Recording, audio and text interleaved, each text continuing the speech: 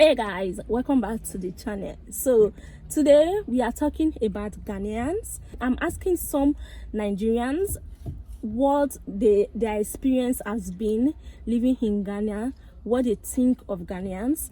And my first guest today, guys, is Mr. Romeo. Mr. Romeo. Yeah. Mr. Romeo have lived in Ghana for how long? 11 years plus. 11 years, guys. Still Wow. counting. Still counting. That's like a long time. Yeah. So, Mr. Romeo, in these 11 years Yeah. that you have lived in Ghana, Yeah. what have your experience been with Ghanaians? I mean, you have had them as neighbors, as friends, and you dated some of them. Yeah, of course. Okay, so what do you think about Ghanaians? To boldly come and tell you that all Ghanaians are bad is a lie. Okay. And to also tell you that all Ghanaians are good is a lie. Okay. And I'll just put it like they are good, bad. From my experience, I have met good, bad, and ugly.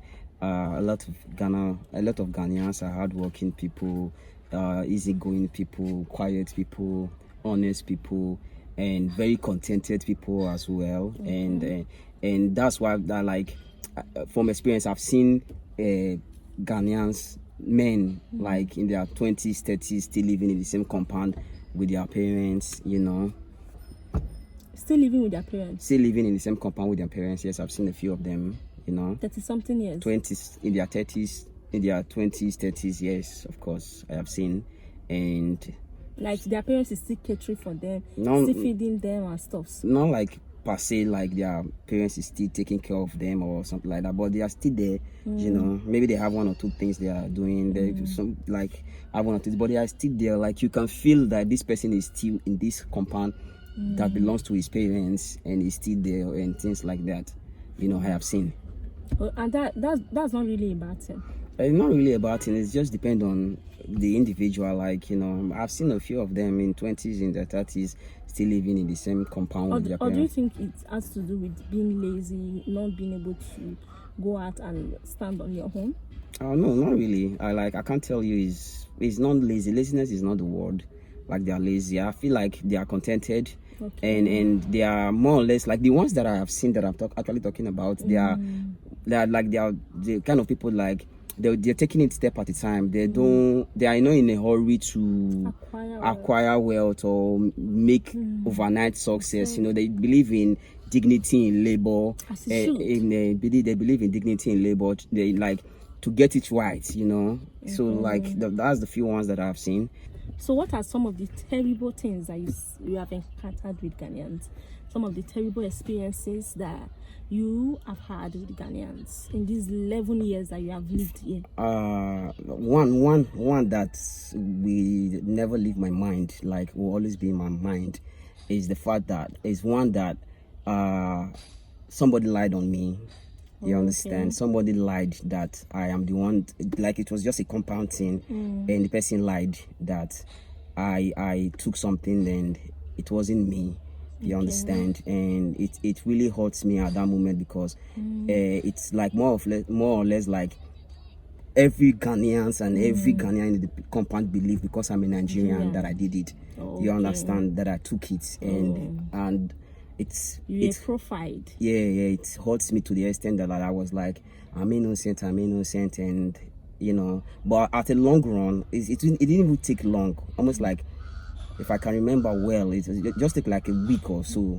You understand? Then the real person that took these things came, and it wasn't me, and it was another Ghanaian person.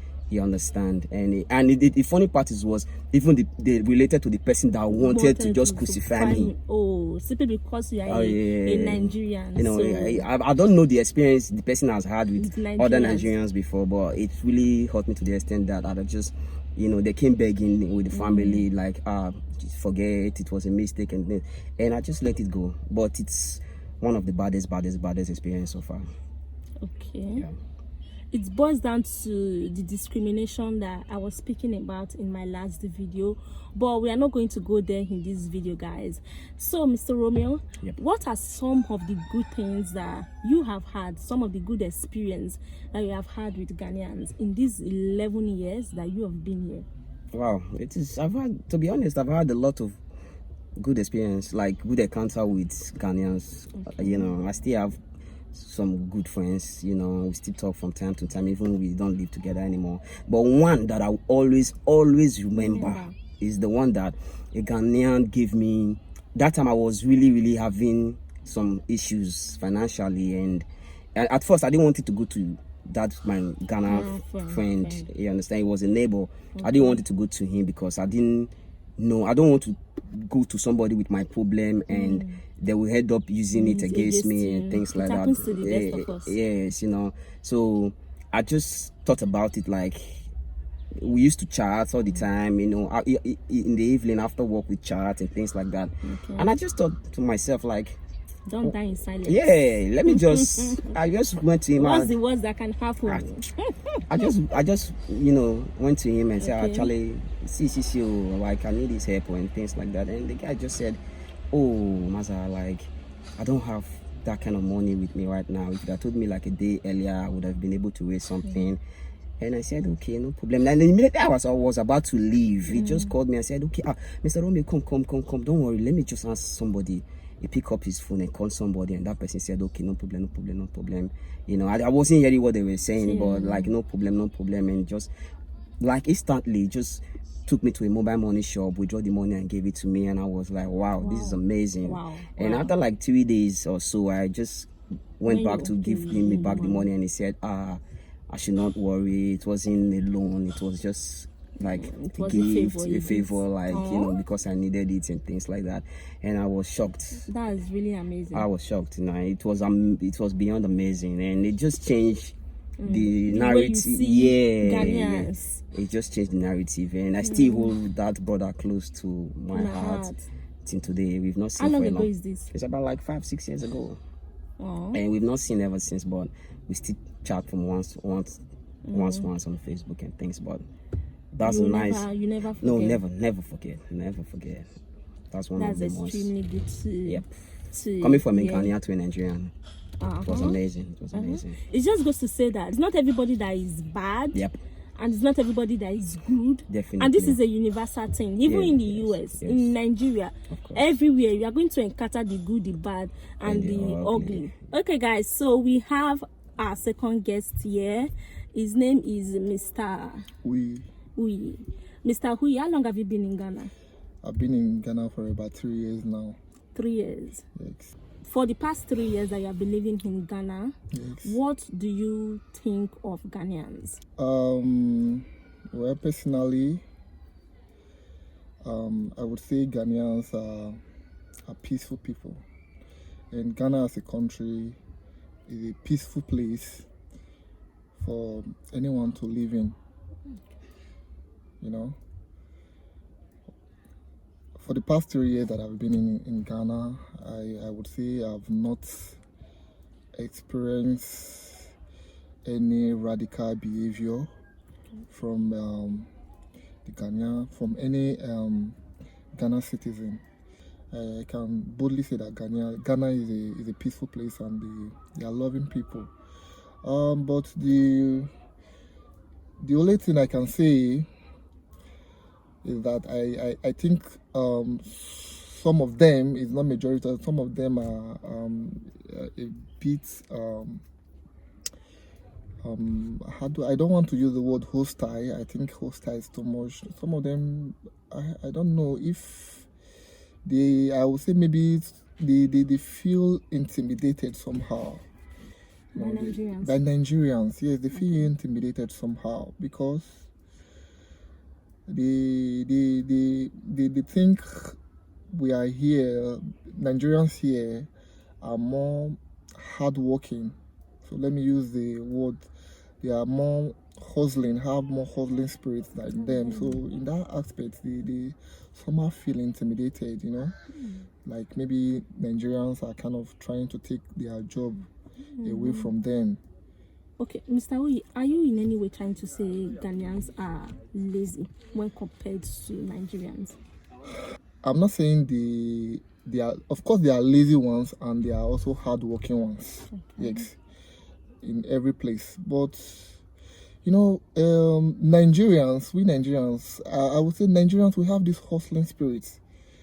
That is why we do like to say Nigerian on the career last. Yes. Because yes, wherever we go to, we have this domineering spirit, have this hustling spirit. We don't tend to relent, in whatsoever we are doing. I would like to say the Nigerian youth, are more hardworking compared to their youth. I see Nigerians, like we Nigerians, and sometimes from the age of 18 and age of 18 to 30, you see most of us, they already have their own business. Some already have their own houses. They are living on their own. But then you see a Ghanaian citizen that are above 30 still living with their parents, and not just living with their parents. You see them not even doing anything. I think I saw a Ghanaian that is almost my age, living with their parents. Living with your parents is not actually a problem. I saw him. The person is not even ambitious. Like, he doesn't even see it as a problem. Like at that age, at that age, you're still living with your parents comfortably. I tend to see that among them. They don't see that as a problem at all. They are comfortable like we Nigerians. As long as you are 18, you're like, man, I want also, I want to make this money. I want to be doing something on my own. You want to start doing things on your own. You want to have your own. You want to be self reliant. You don't want to depend on your parents. Seeing them at that age, still depending on their parents, or still feeling so comfortable staying with their parents, is something that I don't really like, and I think it is common among them.